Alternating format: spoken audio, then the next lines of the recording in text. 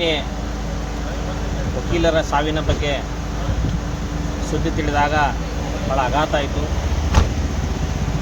ಒಬ್ಬ ಯುವ ವಕೀಲರ ಸಾವಿನ ಸುತ್ತ ಇವತ್ತು ಅನುಮಾನಗಳು ಕಾಡ್ತವೆ. ಆ ವಸ್ತುಸ್ಥಿತಿ ಏನಿದೆ, ನಿಜವಾದ ಸ್ಥಿತಿ ಏನಿದೆ ಅನ್ನೋದ್ರ ಬಗ್ಗೆ ಪೊಲೀಸರು ಭೇದಿಸಬೇಕಿದೆ.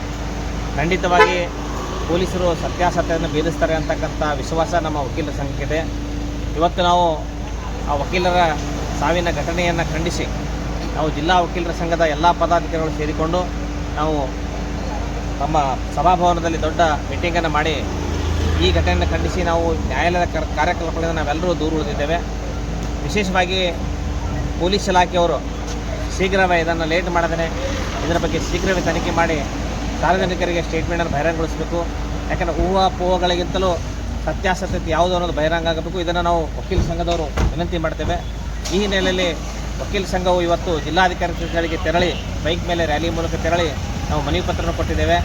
ವಿಶೇಷವಾಗಿ ಏನಂದರೆ ಆ ಮನವಿ ಮೂಲಕ ಸರ್ಕಾರಕ್ಕೆ ಮತ್ತು ಮಾನ್ಯ SP ಅವರಿಗೂ ಕೂಡ ಮನವಿಯನ್ನು ಸಲ್ಲಿಸ್ತಾ ಇದ್ದೇವೆ. ಈ ಮೂಲಕ ಸರ್ಕಾರಕ್ಕೂ ಹಾಗೂ ಜಿಲ್ಲಾಧಿಕಾರಿಗಳಿಗೂ ಜಿಲ್ಲಾಡಳಿತಕ್ಕೂ ಹಾಗೂ ಪೊಲೀಸ್ ಇಲಾಖೆ ಕೂಡ ವಿನಂತಿ ಮಾಡ್ತೇವೆ. ಈ ಪ್ರಕರಣವನ್ನು ಸತ್ಯಾಸತ್ಯ ಈಗದೆ, ಯಾಕಂದರೆ ಇವಾಗ ಇನ್ಫಾರ್ಮೇಷನ್ ಟೆಕ್ನಾಲಜಿ ಆಗ್ತಿದೆ. ಎಲ್ಲೆಡೆಯಲ್ಲಿಯೂ ಕೂಡ ಕಾಲ್ ರೆಕಾರ್ಡ್ಸ್ ಇರ್ತವೆ, ಆಮೇಲೆ CCD ಕ್ಯಾಮ್ರಾಗಳಿರ್ತವೆ. ಅವುಗಳೆಲ್ಲವನ್ನು ತನಿಖೆ ಮಾಡಿ ದಯವಿಟ್ಟು ನ್ಯಾಯ ಕೊಡಬೇಕು.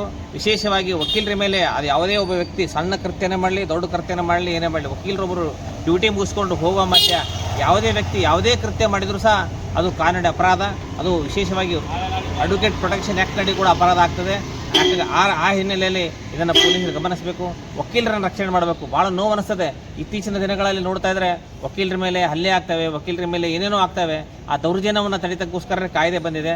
ಆ ಹಿನ್ನೆಲೆ ಆ ಕಾಯ್ದೆ ಬಗ್ಗೆ ಮತ್ತು ವಿಶೇಷವಾಗಿರ್ತಕ್ಕಂಥ ಹೊಸ ಕಾಯ್ದೆ ಪ್ರಕಾರ ಏನೇನು ಆ್ಯಕ್ಟ್ಗಳು ಅಪ್ಲೈ ಆಗ್ತಾವೆ ಅವೆಲ್ಲವನ್ನು ಅಪ್ಲೈ ಮಾಡಿ ಯಾರು ಆರೋಪಿಗಳಾದರೋ, ಯಾರು ತಪ್ಪಿತಸ್ಥರಾದರೋ ಅವ್ರನ್ನ ಶಿಕ್ಷೆ ಕೊಡಿಸ್ತಕ್ಕಂಥ ಕೆಲಸವನ್ನು ಪೊಲೀಸ್ ಇಲಾಖೆಯವರು ತನಿಖೆ ಮಾಡಬೇಕು ಅಂತಕ್ಕಂಥ ವಿನಂತಿ ಮಾಡ್ತೇವೆ. ಮತ್ತು ನಾವ್ಯಾರು ವಕೀಲ ಸಂಘದ ನಿರ್ಣಯ ಮಾಡಿದ್ದೇವೆ ಇವತ್ತು ಏನಪ್ಪ ಅಂದರೆ ಯಾರು ವಕೀಲರ ಮೇಲೆ ಮಾಡಿರ್ತಕ್ಕಂಥ ಯಾವುದೇ ಸಣ್ಣ ಕೃತ್ಯ ಇರಲಿ, ದೊಡ್ಡ ಕೃತ್ಯ ಇರಲಿ, ಯಾರೇ ಮಾಡಿದರೂ ಸಹ ಅದನ್ನು ನಾವು ಅವರ ಪರವಾಗಿ ವಕಾಲತ್ತು ವಹಿಸೋದಿಲ್ಲ ಅಂತಕ್ಕಂಥ ಒಂದು ತೀರ್ಮಾನವೂ ಕೂಡ ನಾವು ಮಾಡಿದ್ದೇವೆ. ಆ ಹಿನ್ನೆಲೆಯಲ್ಲಿ ಒಕ್ಕೂರನ್ನ ಇಡೀ ಎಲ್ಲ ವಕೀಲರ ಸಂಘದ ಸದಸ್ಯರು ಸೇರಿಕೊಂಡು ಮಾಡಿದ್ದೇವೆ. ಆ ಹಿನ್ನೆಲೆಯಲ್ಲಿ ಶಾಂತಿಯುತ ನಾವು ಪ್ರತಿಭಟನೆ ಮಾಡಿದ್ದೇವೆ, ಶಾಂತಿಯುತವಾಗಿ ಮನವಿ ಮಾಡಿದ್ದೇವೆ.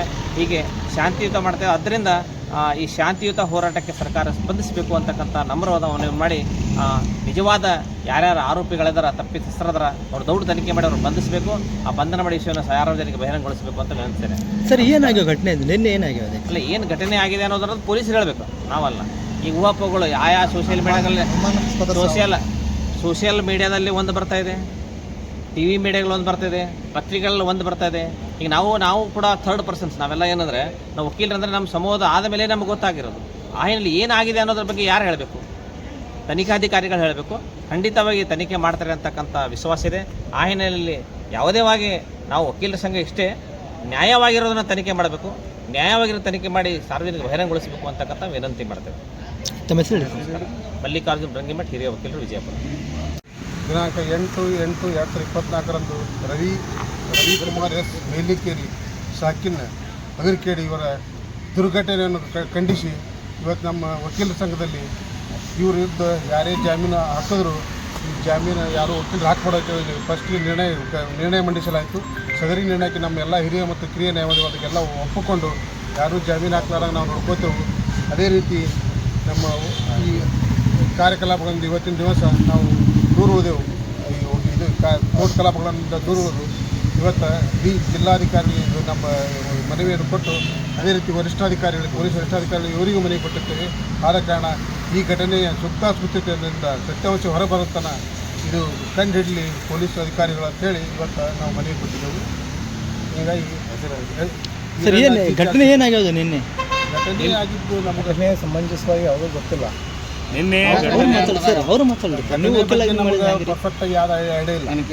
ಆ ಸೂಕ್ತ ತನಿಖೆ ಮಾಡೋದ್ರಿಂದ ಅದು ಘಟನೆ ಏನು ಅನ್ನೋದು ಕಂಡು ಬರ್ತದೆ. ಇವತ್ತು ಯಾಕೆ ಇದು ಕಾರ್ಯಕಲಾಪ ದೂರ ಅಂದರೆ ಒಬ್ಬ ಯುವ ವಕೀಲ, ಆ ವಕೀಲರು ಇದೇ ಟೈಮ್ ಇದೆ ಘಟನೆ ಅವ್ರದ್ದು ಏನೇ ವೈಯಕ್ತಿಕರ್ಲಕ್ಕ ಆ ವಕೀಲರಿಂದ ಅನಾಹುತ ಘಟನೆ ನೋಡಿದ್ರೆ ಅದು ಒಂದು ಟೈಪ್ ಇದು ಒಂದು ಚಿತ್ರ ವಿಷಯ ಅನುಮಾನಾಸ್ಪದ ಅನ್ನಿಸ್ತದೆ.